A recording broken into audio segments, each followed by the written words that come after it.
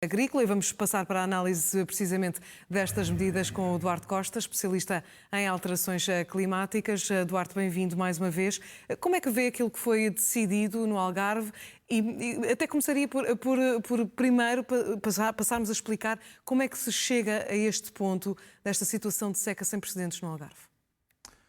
Boa tarde. Bom, para começar, eu acho que é preciso trazer esta perspectiva justamente de alterações climáticas, porque aqui é a realidade, é a prática, não estamos a falar de nada distante e desconhecido, sobretudo para quem está no Algarve, mas também no Alentejo. Estamos a focar muito no Algarve, mas o Alentejo está a passar por situações semelhantes.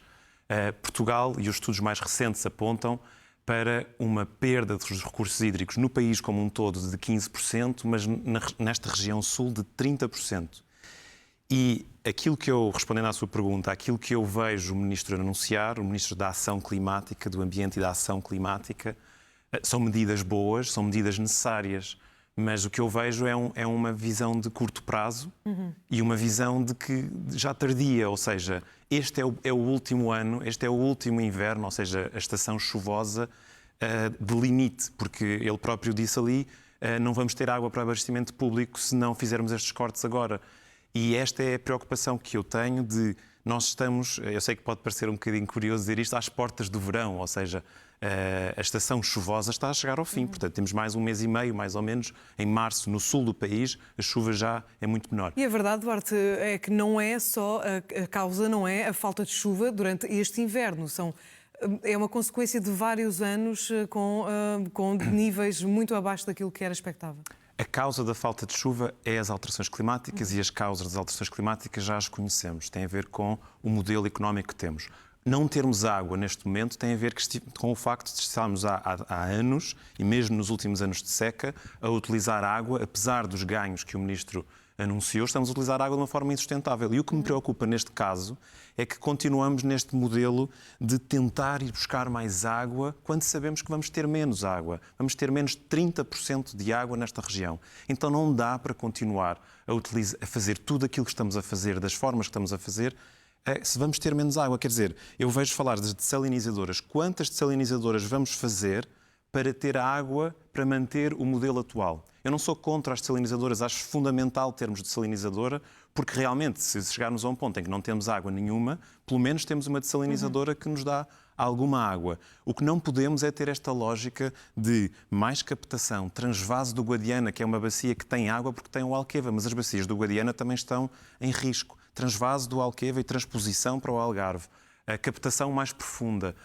O Ministro falou, aquíferos que estão bem, mas vão ficar mal se desviarmos essa pressão que ele quer diluir. Portanto, Ou seja, estamos a tentar remediar por pensos rápidos na situação? Não, o que não estamos é ter uma política corajosa e há soluções incríveis que nós podemos ter de longo prazo. Normalmente os governos, este é um dos pontos que se aponta em todo o mundo, os governos têm mandatos de 4 anos, mas as alterações climáticas precisam de soluções a 10, a 20 anos. Eu vou-lhe dar o exemplo de Tóquio. Nos anos 80, com as secas e com as dificuldades de ter abastecimento de água, começaram uma política ambiciosa de reutilização de água. Portanto, os edifícios passaram a ter canalização para que a água fosse reaproveitada. E essas soluções hoje, 40 anos depois, levam a que Tóquio, mesmo depois desse investimento, tem cerca de 5% de utilização destas águas recicladas. Em Portugal, esta utilização é de 1%. No Algarve, 3%. Nós podemos muito utilizar águas recicladas e isso é uma poupança enorme para as pessoas, para as empresas. Ou seja, isso é pensar a longo prazo e fazer um investimento que terá retorno mais tarde.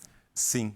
Por exemplo, outra solução fantástica para o sul do país é pensar em culturas que sejam de sequeiro e que também têm enorme valor acrescentado. Não é preciso sacrificar a parte económica por causa das alterações climáticas necessariamente. E nós temos culturas no Algarve que não são compatíveis com a região, por exemplo, o abacate. E temos outras culturas que são muito mais compatíveis com este nova realidade Costa, bioclimática. Sobretudo estes limites impostos em maior escala para o setor agrícola, apenas 15% no consumo urbano para os municípios e 25% na agricultura, o que já manifestou, já houve muita contestação por parte dos agricultores. Faz sentido que o corte abranja sobretudo o setor da agricultura no Algarve? Eu sei que talvez os agricultores podem não gostar da minha resposta, mas faz. por este muito simples, que é mais de metade da água do Algarve é utilizada para a agricultura.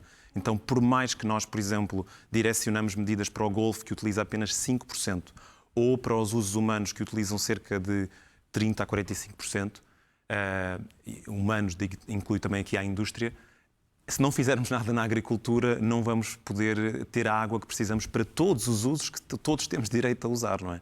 E a agricultura é fundamental, não diz respeito aos agricultores, diz respeito a todos nós, porque todos nós comemos. O setor diz que há uma má gestão dos recursos e da água no Algarve e que não seria necessário, desta forma, ter um corte tão grande no setor. Concorda? É mesmo assim? E tem uma certa razão, porque há muitas perdas de águas, por exemplo, na gestão municipal das infraestruturas de abastecimento. Cerca de 28,8%, isto é a média nacional, é os dados que eu tenho, 2021, 28,8% da água que circula nas nossas canalizações de abastecimento perde-se. São 237 milhões de litros de água. 45 municípios em Portugal têm este valor a mais de 50%, portanto, mais de metade da água que é utilizada nem sequer chega a servir para nada, perde-se. E, portanto, aí, sim, pode-se recuperar muita água aí, porque é claramente desperdício. Pode-se recuperar água na reciclagem e na reutilização de água, inclusive para a rega da agricultura, se bem que é um pouco desafiante, porque a água reutilizada está nas cidades, que é onde nós usamos a maior parte da água, e a agricultura não está nas cidades, portanto é preciso transportar essa água. Mas é necessário haver uma redução do consumo de água na agricultura, claramente, porque essa água simplesmente não vai existir. Não tem a ver com as decisões do governo e de captar mais água. Captarmos mais água vai significar acelerar esse processo de termos menos água, pelo menos no que diz respeito à água doce. Os transvases, a exploração dos aquíferos, a captação mais profunda, isso significa usarmos agora mais a água que temos que geri-la no longo prazo. A dessalinização é um outro processo, essa é a água que acrescentamos ao sistema, porque é a água que se torna doce, mas essa dessalinização também tem uma pegada ecológica grande, porque exige muita energia, portanto, emissões, mais pressão nos sistemas energéticos. Não deve ser pensada como primeira linha de resposta? Sim, eu acho que a dessalinização é fundamental para garantir que temos água numa situação de risco, ou seja, numa situação em que as barragens chegam ao zero, em que não há água para abastecimento, em que temos alguma água. E eventualmente, quando não estamos nessa situação, para colmatar algumas falhas. Mas o que é preciso fazer, e eu não vi isso no anúncio do Ministro, o Ministro da Ação Climática, reforço, é uma visão de longo prazo, é uma visão que transforma o Algarve e o Alentejo em regiões que estão preparadas para o futuro climático que aí vem. E já agora acrescentar que Portugal faz parte da União Europeia. O Ministro mencionou o PRR, mencionou instrumentos europeus e que nós estamos a utilizar e bem. Mas é preciso também, a nível europeu, conseguir que existam mais propostas e mais mecanismos para regiões como o Algarve, que não é a única, na União Europeia são várias, para que tenham mecanismos financeiros e de aceleração desta adaptação, para que não haja perdas económicas, para que não haja riscos de abastecimento e para que, no fundo, tenhamos uma realidade alinhada com o futuro climático que aí vem. Eduardo Costa, uma vez mais, obrigada pela análise e disponibilidade para estar connosco no Jornal 5 Notícias. Boa tarde. E também o Governo da Andaluzia admite possíveis restrições ao consumo de água.